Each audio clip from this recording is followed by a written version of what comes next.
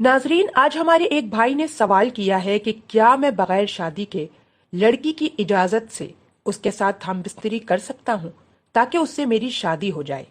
अब देखिए जरा कितना अजीबो गरीब किस्म का सवाल किया गया है कि मैं लड़की से हम बिस्तरी कर लेता हूँ, आम जबान में बोला जाए मतलब जिना कर लेता हूँ, क्योंकि लड़की के वालिदैन बाद में मुझसे ही शादी करें। कितना अजीबो गरीब सवाल है। तो चलिए चलते हैं इस सवाल के जवाब की जानिब। मेरे भाई, शादी के लिए वली का राजी होना जरूरी है, तभी ये शादी हो सकती है। आप ये अमल करके उस लड़की को जो हासिल कर रहे हैं, ये हासिल करने का तरीका सरासर गलत है। नबी पाक सल्लल्लाहु अलैहि वसल्लम ने फरमाया, वो औरत जानिया है जो बगैर वली की इजाजत के निकाह कर ले। इसी तरह एक और रिवायत में फरमाया कि औरत औरत की वली ना बने, औरत औरत को निकाह में ना दे, मतलब उसकी वली ना बने।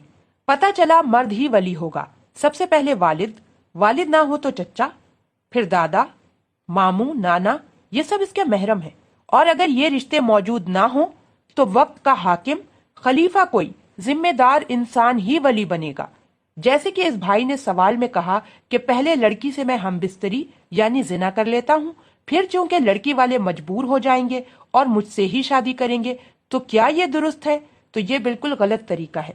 अगर ऐसा किसी ने किसी लड़की के साथ किया तो उसने जिना किया।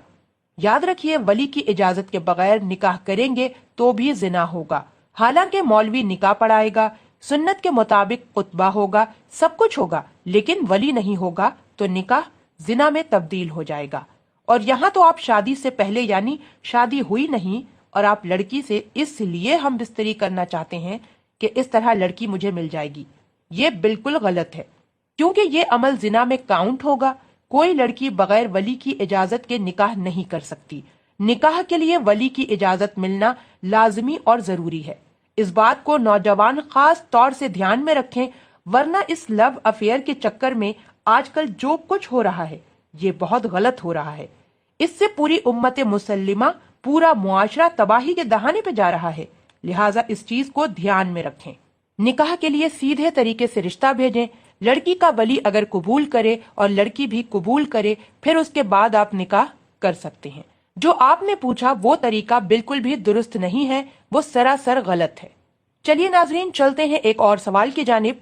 एक भाई ने यह सवाल किया है कि एक शख्स एक दिन में अपनी बीवी के साथ कितनी दफा जिमा या हमबिस्तरी कर सकता है। तो एक शौहर अपनी बीवी के साथ एक दिन में उन दोनों मियाँ बीवी को जो भी पसंद है वो उतनी बार कर सकता है। उसमें कोई शरई गाइडलाइंस हम नहीं दे सकते कि एक बार करे, दो बार करे या तीन बार करे। ये गाइडलाइन दुरुस्त नहीं है। हर इंसान का जिस्म, सेहत, ख्वाहिशात अलग अलग होती है, लिहाजा उसके एतबार से वो एक बार, दो बार या उससे ज्यादा मर्तबा कर सकता है। लेकिन उल्मा के अकवाल हैं कि ज्यादा ना किया जाए तो बेहतर है। हाँ, ये अलग बात है कि हर रोज करे या एक दिन छोड़कर करे, लेकिन एक ही रात में बहुत सी बार करने से इंसान थकान महसूस करता है और जिस्मानी कमजोरी का शिकार हो जाता है। तो लिहाजा लेकिन शरई एतबार से हर किसी का चूंकि मामला मुख्तलिफ है, शरीयत ने कोई स्पेसिफिक गाइडलाइंस नहीं दी कि इतने इतने बार, लेकिन कोई इंसान करना चाहे तो कर सकता है।